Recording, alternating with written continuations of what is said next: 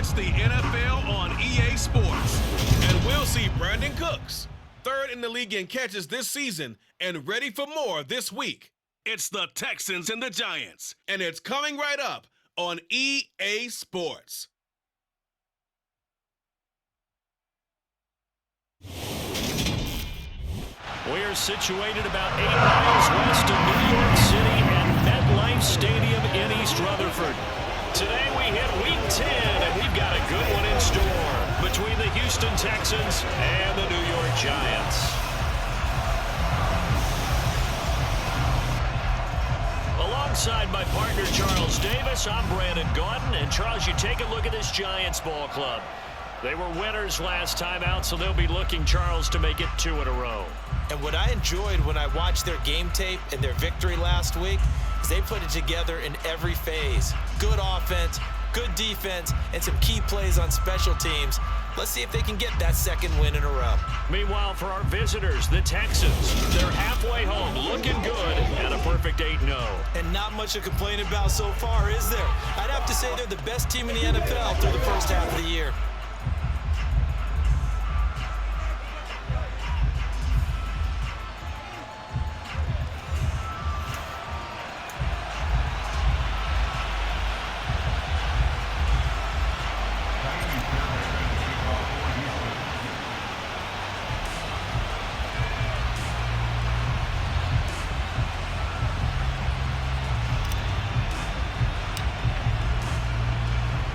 The shadow's starting to get a bit longer. Week 10 of the NFL season is here, and we're underway on EA Sports.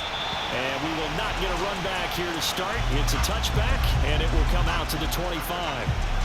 Here come the Giants, led out by their former 6th overall pick out of Duke back in 2019. Daniel Jones under center. And you've got to think that they've got to be feeling pretty fresh. You know, coming off of the open week, didn't have to play, right? Gives them a chance to rest up a little bit, heal some of those aches and pains, and excited about playing again. That really rekindles things a little bit. I want to see how they come out and establish themselves here early. And that bye week coming right where they want it, in the middle of the schedule. Jones looking to throw it on the first play. A quick throw knocked away. It's incomplete. How about that? Red man coverage and decided to test them early. But they proved up to the task and forced the incompletion. To throw once more on 2nd and 10. Jones. Oh, he tries to force it in, and it's intercepted.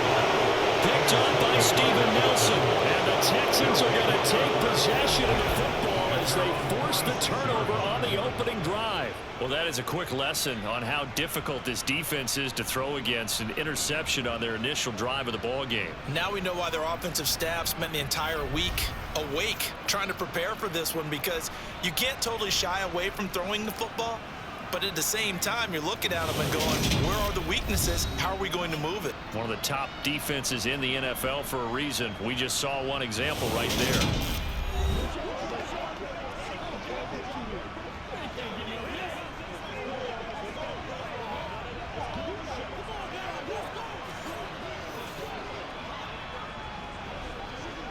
Good starting field position for the Houston Texans here as they come up 1st and 10 at their own 46. They'll start on the ground with Pierce. And the second wave of tacklers is going to get him as they stop him behind the line.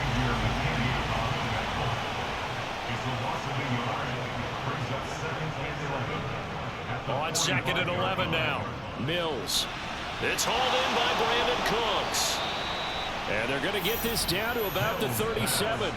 Line of scrimmage, the 37 on 1st and 10. A first down throw for Mills. Steps away to his left. And that's complete downfield to Cooks. And they move this all the way down to the 9. That one nearly 30 yards, 29 officially.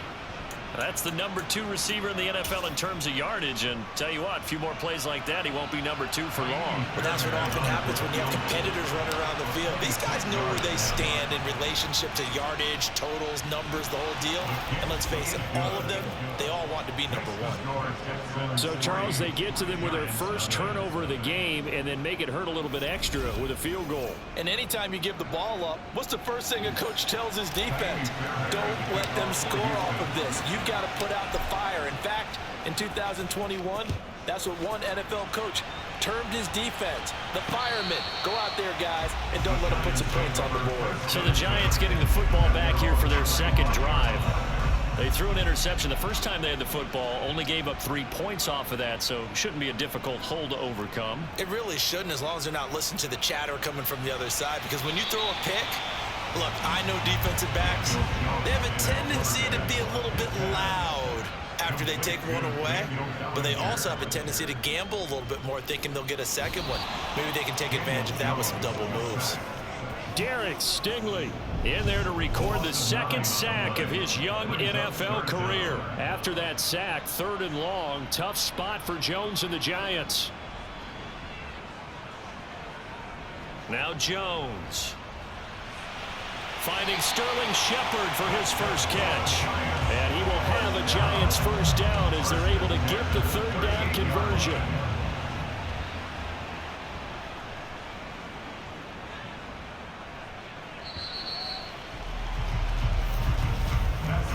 Nothing after 1 on EA Sports. Ready to roll for the second quarter from MetLife Stadium. The Giants with the football as they've got it with a 1st and 10. Throwing Jones. And that one going to come up short. Low throw. They work again from the 38 on 2nd and 10. Jones with a handoff to Barkley. And not much room to speak of. He'll get about 3 up to the 41. So 7 yards from the first down here as they come up to the line of scrimmage. On 3rd down, Jones. Nowhere to go here. He lost the football. Offensively lucky they're able to keep the football, but now 4th down, so they'll have to boot it away. I do think, though, they're going to look at this as a positive. 1, they recovered the fumble, so they retained possession. But 2, being able to punt it changes field position for them. Imagine if that turnover takes place there. Now your defense has to go onto the field and try and hold. Instead, they get a little breathing room.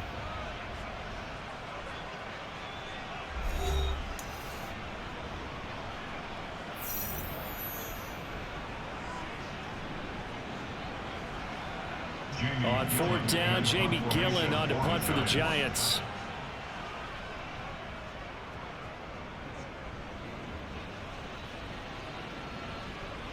That's returnable now for Smith. Call that a 45-yard punt, just 2 yards there on the return. And the Texans will take over with a 1st and 10.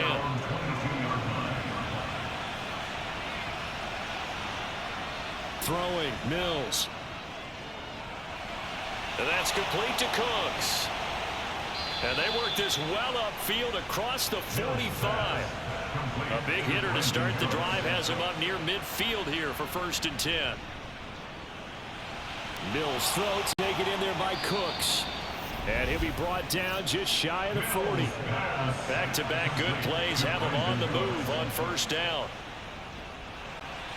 Mills throw taken in by Cooks. And he'll be taken down here just shy of the 30. And they're going to speed things up here. Mills on 1st down. He gets it to Cooks. And he'll be marked down right at the 15-yard line. Could we get a touchdown in this first half after all? It's 1st and 10. And Cooks has it over the middle. And the Texans are looking at 1st and goal as he's tackled all the way down at the 2-yard line.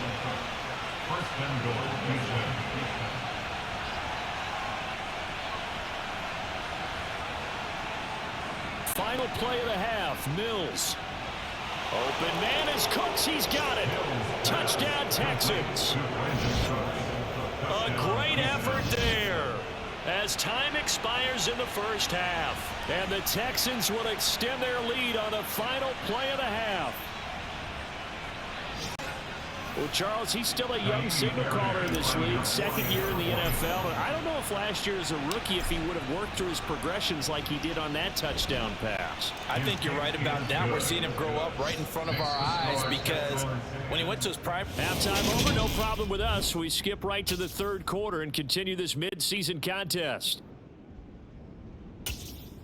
And we welcome you back now. Alongside Charles Davis, I'm Brandon Gaudin, getting set for quarter number 3 here.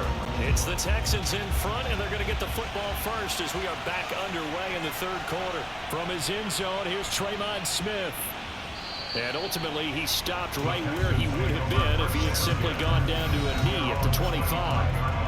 Brandon Cooks trots back onto the field with the rest of this Texan offense. And I know that they've double-teamed him a couple times, but not a ton. Whatever they're doing isn't working. He's up over 100 yards. We'll see how they adjust. And when they do that, they weaken their defense in other places as well. And how many times have we done games where we've seen a guy have a big game like this, but it's usually not by himself, is it? Right. Usually it opens it up for other people to have big games as well.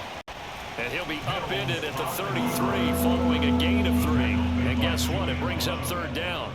They'll try and pick it up by running the option to the right. And he's not even going to get back to the line of scrimmage. Mills to throw for it on 4th. This is caught. It's Cooks. And he is going to have a Texans first down as they manage to convert. And that'll keep the drive alive. And that is caught at the 10-yard line. And he's brought down, but not before he reaches the 8-yard line. It's a gain of 34. Already over 1,000 yards receiving this season. That catch is just going to add to his total. Certainly not resting on his laurels. He's trying to continue to gain as many yards as possible and continue this big season.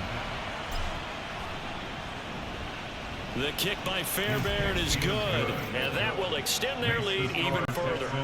Well, they picked up right where they left off in the first half. First drive after the break, they come away with 3 and increase that lead. Yeah, and you just want to keep building on that lead, don't you? Whether it's 6 points or 3 points, take everything you can get, keep maneuvering, keep adding to it, keep making it difficult for them to come back. From a couple yards deep, he'll bring it out of the end zone. And no chance to get away as they'll get him down at about the 17-yard line. Here's the Giants offense now getting set to start the third quarter. And their deficit a little wider now than it was at halftime following the field goal a moment ago. But the goal is still the same because you know they want to come out, establish a rhythm in the second half, and get going. Make no mistake about it, though. Kicking field goals, not in their game plan. They need to get the ball in the end zone. Well, his struggles continue. Open targets, and he keeps missing them, pressing way too much.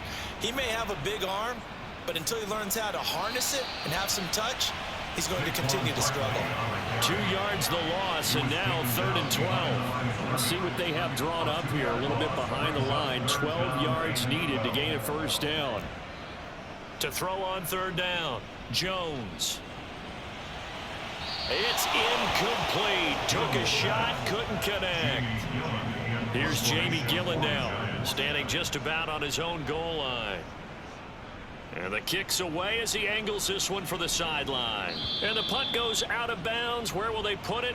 They'll put it just inside the 45-yard line. So here are the Texans to take over. They've gone 2 months without a loss. 8 straight wins for them.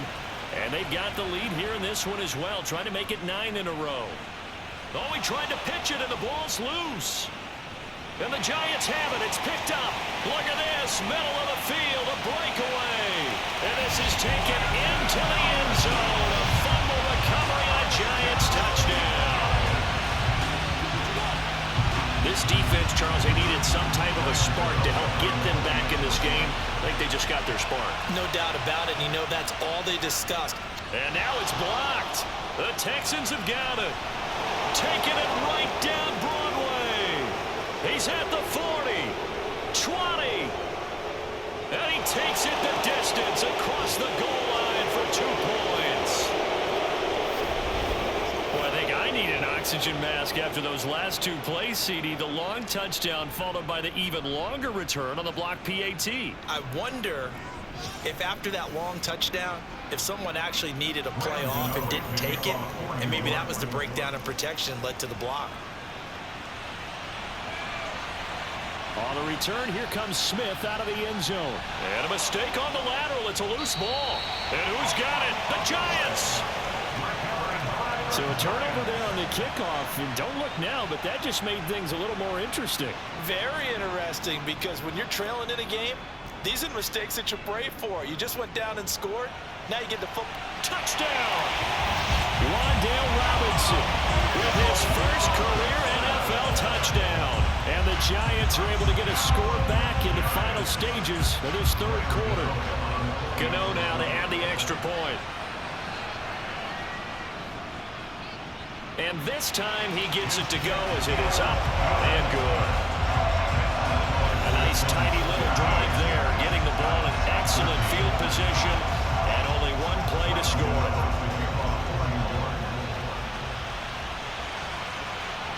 Out of the end zone comes Smith.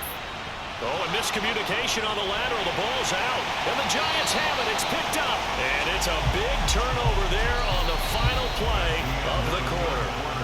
It'll be first and goal when we come back. Back now here at MetLife Stadium.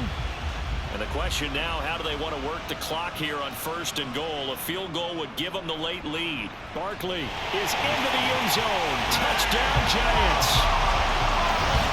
Well, quite the comeback here. They have erased that deficit, pushed themselves out in front now here in this fourth quarter. Well, this game's kind of felt like a horse race, hasn't it, partner? Because you had the other guys run out to their big lead, but then slowly and surely, they've been creeping up and closing that gap. Now they've stuck ahead in front here late in the game. The finish line's not far away. They need their defense to finish this thing off. This one fielded at the 5. And he'll be stopped up at the 25. Houston's offense taking over again. The bad news for them, they've seen that cushion they once had totally evaporate, and they're working from behind. The good news, they now have the opportunity to regain the lead right back. It's caught left side by Cooks. And he's taken down, but able to slip across the 35. Finding room at midfield. And he'll be taken down, but not before they work this to the 45. Back-to-back good plays have him on the move on first down. Now this throw caught left side, and he'll be brought down at the 27. Now the Texans will burn the first of their timeouts. That'll leave them with 2 remaining. We'll be back after this. And they'll throw again. Here's Mills. Gets this to Cooks for yet another catch. And he's brought down, but not before a gain of 13, down to the 13. First and 10 in the red zone.